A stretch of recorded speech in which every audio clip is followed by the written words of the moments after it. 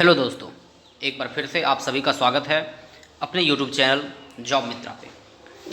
आज हम यहाँ पे CDP का 11th चैप्टर के बारे में बात करने वाले हैं।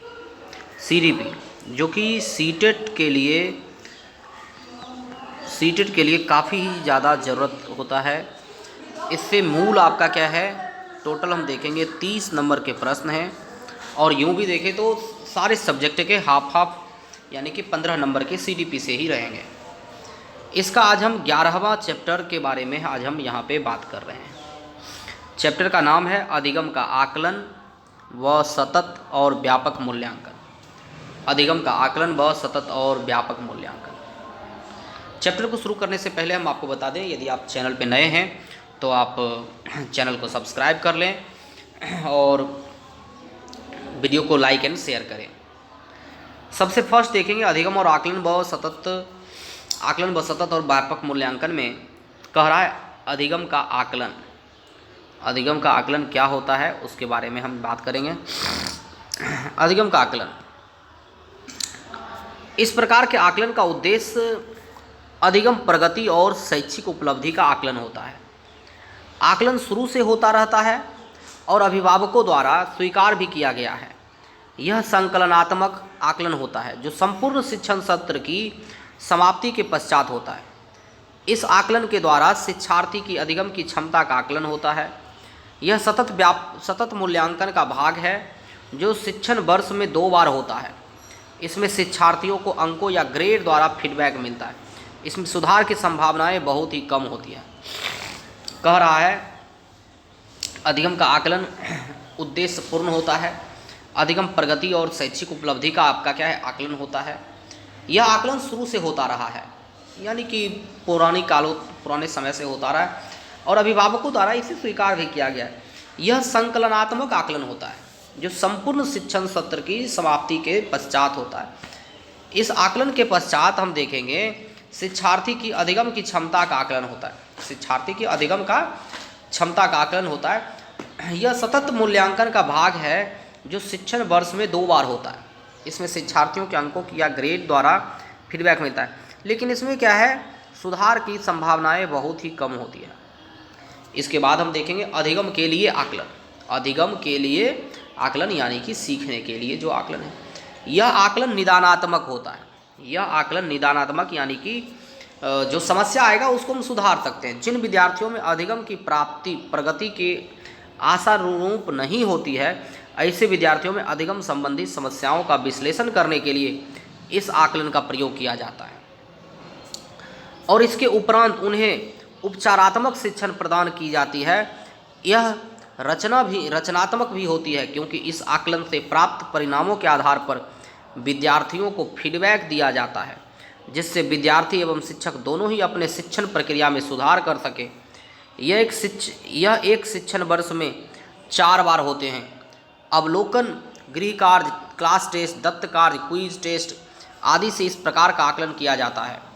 इसके द्वारा विद्यार्थियों का तुलनात्मक आकलन नहीं होता है, बल्कि इसके व्यक्तिगत कमियों और गुणों का आकलन होता है। यह शिक्षण सत्र के दौरान होता है। यानी कि हम देखेंगे यह जो आकलन है, अधिगम के लिए आकलन, यह क्या होता है, पढ़ाई के दौरान होता है, शिक्षण के समय होता है, ताकि जो भी आपका क्या है समस्या आया उस समस्या को क्या है एक समय अनुसार दूर किया जा सके और उसके अनुसार निदानात्मक आपका क्या है शिक्षण दिया जा सके। अधिगम का मूल्यांकन कह रहा है बालक जो भी कुछ सीखता है या अधिगम करता है उसकी जांच आवश्यक है। उसकी जांच क्या है, आवश्यक है, जिससे बालक के क्षमता योग्यता के साथ उन्नति का पता चलता है। बालक की शिक्षा में मूल्यांकन व मापन दोनों महत्वपूर्ण हैं। मूल्यांकन और मापन दोनों महत्वपूर्ण हैं। अब हम यहाँ पे देखेंगे, बात करेंगे कि मूल्यांकन और मापन में अंतर क्या है। कह रहा है पहला, मूल्यांकन का क्षेत्र व्यापक होता है। मूल्यांकन का जो क्षेत्र है वो व्यापक होता है, जबकि मापन किसी एक गुण या चर का होता है। मूल्यांकन मापन के बाद होता है। मूल्यांकन जो है मापन के बाद होता है, जबकि मापन मूल्यांकन से पहले होता है। मूल्यांकन उद्देश्य आधारित होता है, जबकि मापन के लिए यह कहा जा सकता है कि उद्देश्य आधारित हो भी सकता है और नहीं भी हो सकता है। ठीक है, मूल्यांकन एक मूल्यांकन के बाद एक भविष्यवाणी संभव है। मूल्यांकन के बाद एक भविष्यवाणी जो है वो क्या है, संभव है, परंतु मापन के बाद भविष्यवाणी करना संभव नहीं है।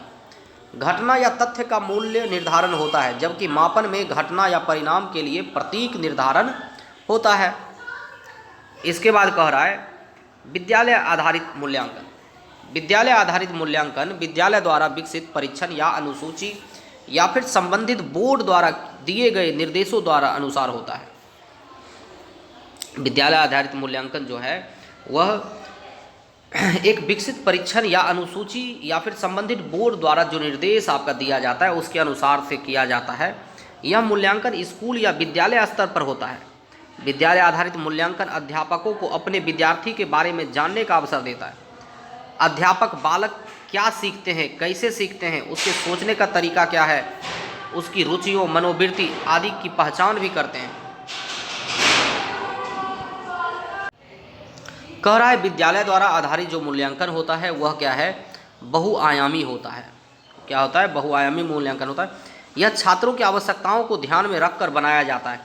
इस तरह के मूल्यांकन का मुख्य उद्देश्य है बच्चे पर पड़ने वाले दबाव को कम करना, मूल्यांकन व्यापक रूप में करना, बालकों में विभिन्न प्रकार के कौशलों का विकास करना, बालक की त्रुटियों को बताना तथा उसका निदान और उपयोग करना। विद्यालय आधारित मूल्यांकन बाल केंद्रित व विद्यालय केंद्रित हो दोनों है। यह बालकों को उनके लगभग सभी कार्यों का मूल्यांकन करती है। विद्यालय आधारित जो है वह क्या है, बाल केंद्रित भी है और विद्यालय केंद्रित भी है, और यह क्या है, बालकों के सभी कार्यों का लगभग क्या है, मूल्यांकन यहाँ पर होता है। इसके बाद आता है सतत एवं व्यापक मूल्यांकन। कह रहा है मूल्यांकन अध्यापन और अधिगम प्रक्रिया का एक अभिन्न अंग है। शिक्षण अधिगम प्रक्रिया का अंतिम सोपान मूल्यांकन ही है। माध्यमिक स्तर पर सतत एवं व्यापक मूल्यांकन को लागू करने का स्पष्ट निर्देश पूर्व में सीबीएसई द्वारा दिया जा चुका है। सतत और व्यापक मूल्यांकन की प्रणाली में छात्रों के सर्वांगीण विकास को ध्यान में रखा जाता है। सतत एवं व्यापक मूल्यांकन के दो भाव निहित हैं, सतत मूल्यांकन और व्यापक मूल्यांकन। पहला देखेंगे सतत मूल्यांकन क्या है। सतत मूल्यांकन करने का अर्थ छात्रों के वृद्धि व विकास का मूल्यांकन के बाद बजाय निरंतर करना। मूल्यांकन के बाद के बजाय, यहाँ पे बाद हो जाएगा, ठीक है, के बाद के बजाय निरंतर करना, क्योंकि अधिगम एक सतत प्रक्रिया है तथा इसका मूल्यांकन भी उसी प्रकार होना चाहिए। सतत मूल्यांकन करने के लिए वर्तमान के 3 प्रकार के मूल्यांकन का प्रयोग किया जाता है। पहला निदानात्मक मूल्यांकन। पहला क्या है, निदानात्मक मूल्यांकन। दूसरा रचनात्मक मूल्यांकन और तीसरा संकलनात्मक मूल्यांकन। सबसे पहले हम निदानात्मक मूल्यांकन के बारे में जानेंगे। निदानात्मक मूल्यांकन कर रहा है जिन बालकों में अधिगम की प्रगति आशानुरूप नहीं होती है, ऐसे बालकों में अधिगम संबंधी समस्याओं का विश्लेषण करने के लिए इस मूल्यांकन का प्रयोग किया जाता है तथा इसके बाद उन्हें उपचारात्मक शिक्षा प्रदान किया जाता है, जिसे हम लोग क्या है, निदानात्मक मूल्यांकन कहते हैं। यानी कि जिसमें आशानुरूप आपका क्या है, अधिगम प्रगति नहीं हो रही है, उसमें सबसे पहले हम समस्याओं को समझने के लिए, जानने के लिए उसका उपयोग करते हैं, और फिर जब जान जाएंगे हम कि उसके साथ समस्या क्या है, तो उसके अनुसार से हम उसे उपचारात्मक शिक्षण प्रदान करेंगे, यानी कि फिर से उसे आगे पढ़ाएंगे। इसके बाद है रचनात्मक मूल्यांकन। ऐसे मूल्यांकन के माध्यम से अधिगम की प्रगति का आकलन एवं निर्धारण किया जाता है। इसके लिए गृह कार्य, क्लास टेस्ट, दत्त कार्य, क्विज टेस्ट आदि का प्रयोग किया जाता है। इनसे प्राप्त परिणाम स्वरूप छात्रों को फीडबैक दिया जाता है। शिक्षक अपने शिक्षण विधि तथा छात्र अपने संज्ञानात्मक व्यवहार में सुधार करते हैं। इसी कारण इसे रचनात्मक मूल्यांकन कहते हैं। कह रहा है इस मूल्यांकन से अधिगम की प्रगति का आकलन एवं निर्धारण किया जाता है। इसमें क्या है, कई ढेर सारे प्रकार के आपका क्या अलग अलग एक्टिविटीज़ हैं, जैसे गृह कार्य, क्लास टेस्ट, दत्त कार्य, कुछ असाइनमेंट, क्विज होता है। इसके द्वारा आपका क्या है, छात्रों को एक अलग फीडबैक मिलता है, शिक्षक को भी एक फीडबैक मिलता है कि बच्चा कितना सीख लिया। शिक्षक को अपने शिक्षण विधि तथा छात्र अपने संज्ञानात्मक व्यवहार में क्या है, इसके कारण सुधार करते हैं, जिस वजह से इसे हम रचनात्मक मूल्यांकन कहते हैं। फिर आता है संकलनात्मक मूल्यांकन। ऐसे मूल्यांकन का प्रयोग संपूर्ण सत्र की समाप्ति के बाद किया जाता है। इस प्रकार के मूल्यांकन का उद्देश्य अधिगम प्रगति तथा शैक्षिक उपलब्धि का आकलन होता है। ठीक है। इसके बाद है व्यापक मूल्यांकन। व्यापक मूल्यांकन में हम देखेंगे यह सतत मूल्यांकन व्यवहार के सिर्फ संज्ञानात्मक मूल्यांकन करता है, जबकि व्यापक मूल्यांकन व्यवहार के तीनों पक्ष संज्ञानात्मक, भावात्मक, क्रियात्मक का मूल्यांकन करता है। विद्यालय की संपूर्ण शैक्षिक गतिविधियों के संदर्भ में इसका प्रयोग किया जाता है। इससे शैक्षिक एवं गैर शैक्षिक दोनों पक्षों का आकलन होता है। इसके लिए प्रेक्षण विधि, समाजमिति, मनोवृत्ति आदि की मापनी का प्रयोग किया जाता है। कह रहा है सतत व व्यापक मूल्यांकन का महत्व क्या है। सबसे पहला देखेंगे, शिक्षक को सही कार्यनीति बनाने में मदद करता है। शिक्षक व गैर शैक्षिक दोनों उपलब्धियों का आकलन होता है। सीखने की प्रक्रिया पर बल दिया जाता है तथा त्रुटि होने पर सुधार करने का उपाय बताया जाता है। सतत मूल्यांकन विद्यार्थियों की कमजोरी को तुरंत पहचान कराता है तथा उसका निदान भी बताता है। यह मूल्यांकन बालकों के सर्वांगीण विकास पर बल देता है। विषय, कैरियर आदि के चुनाव में भी मददगार साबित होता है। उपलब्धि स्तर को निरंतर बनाए रखने व ऊंचा उठाने के लिए प्रेरित करता है। अधिगम व शिक्षण प्रक्रिया में छात्र को महत्वपूर्ण बताता है। उपचारात्मक शिक्षण विधि का प्रयोग कर छात्रों की नई समस्याओं का समाधान किया जाता है। अब कह रहा है सतत व व्यापक मूल्यांकन की विधियाँ। सतत व व्यापक मूल्यांकन के निम्न प्रमुख विधियों का प्रयोग में लाया जाता है। पहला, साक्षात्कार। साक्षात्कार आंग्ल भाषा के इंटरव्यू का हिंदी रूपांतर है, जिसका अर्थ है आंतरिक विचार। सामान्यतः इस विधि का प्रयोग कर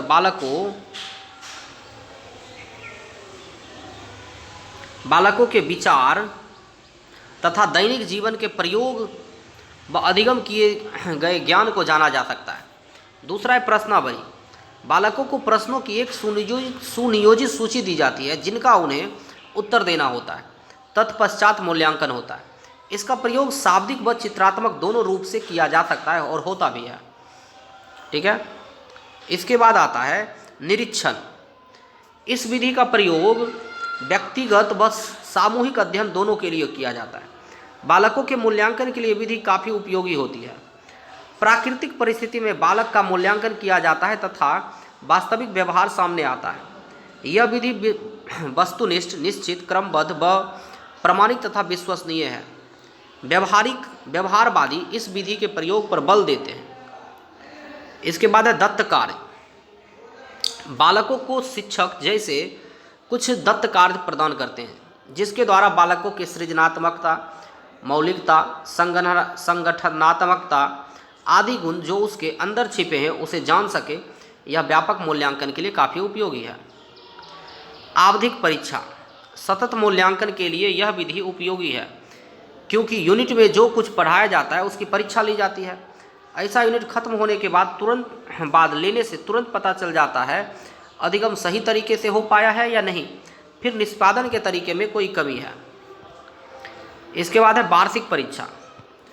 यह व्यापक मूल्यांकन के लिए उपयोगी विधि है। उपरोक्त के अलावा जांच सूची, विवरण, वर्णनात्मक रिकॉर्ड आदि भी सतत व व्यापक मूल्यांकन में सहयोग प्रदान करते हैं।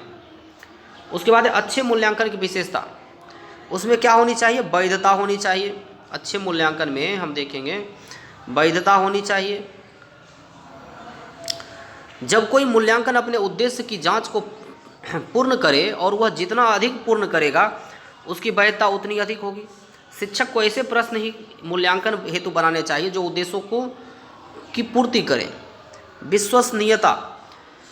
विश्वसनीयता से तात्पर्य मूल्यांकन प्राप्तांकों की संगतता से होता है, अर्थात एक ही परिस्थिति, परीक्षण या मूल्यांकन का परिणाम लगभग एक जैसा ही आए तो विश्वसनीय कहलाता है।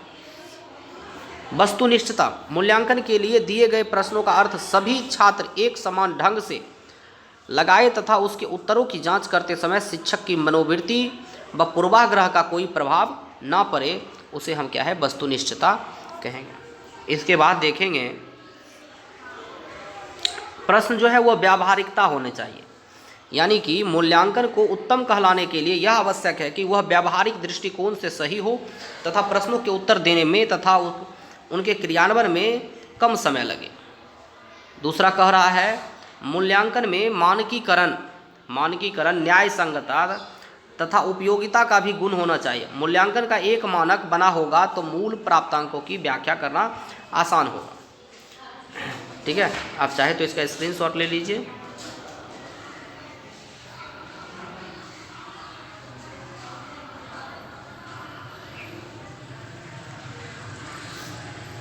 ये सीडीपी का 11वां चैप्टर था।